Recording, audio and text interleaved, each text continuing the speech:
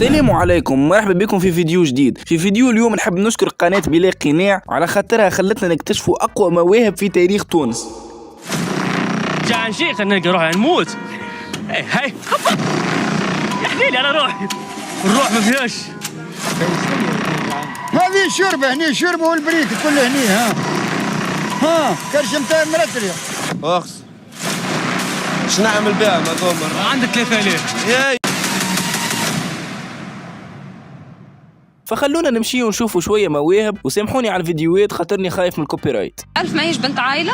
ما هيش بنت عائل. أنا حتى مراري عندها انترنت ضدها، سامحني ما كان الاحترام لي. المرأة من ضد المرأة اللي تخدم في الحاجات الفساد والحاجات المصلحش، ونحب المرأة الصالحة. مرحبا بكم أعزائي المشاهدين في مسابقة من سيربح المليون. حسب رأيكم شنو هي تعريف المرأة الصالحة عند السيد هذا؟ إنها تقف معاه، إنها تحبه، وإلا تعرف تعمل الرشتة وتغسل الماعون. عندكم شوية وقت للتفكير.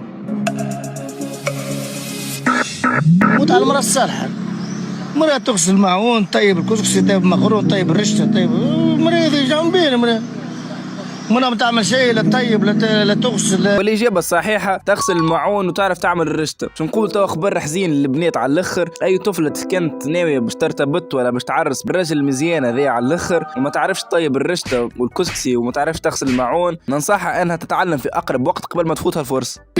ريتني شنو انا جيبولي راجل لاباس عليه يغني يهز يحاوس بيا ويصرف عليا ويهز يسهرني ويحاوس بيا. باهي انت من حقك تحب راجل يغني ويحبك ويصرف عليك، ما انت بالمقابل شنو باش تعطيه الراجل هذا؟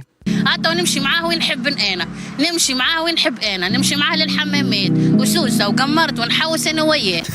معناها يصرف عليك ويخرجك ويسهرك وزيد من الفوق تمشي وين تحب انت.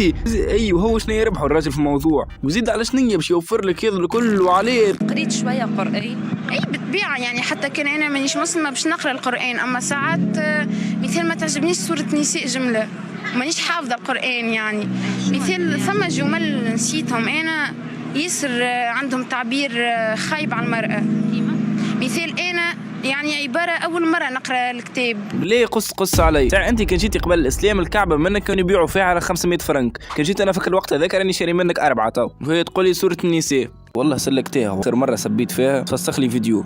بياع ما يلقاش فلوس. هي ظاهر الطفل هذا ضاوي وجو به، ما يلقاش فلوس الصباح باز يمشي يلوج على خدمة ولا أي حاجة يعملها يدبر بها فلوس بالحليل. لازم معناها باش يمشي فوق، باش يمشي ينطي، باش يمشي يصير، يتلزل بايشة مواضيع.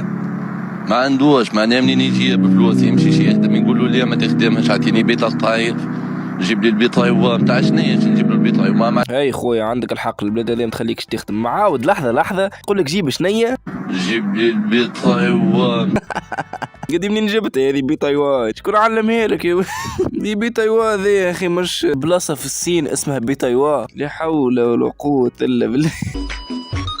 فكها وشباب هذا كان فيديونا اليوم. شنيا مالك يا اخي ماكش ناوي باش تعمل فيديوهات طوال؟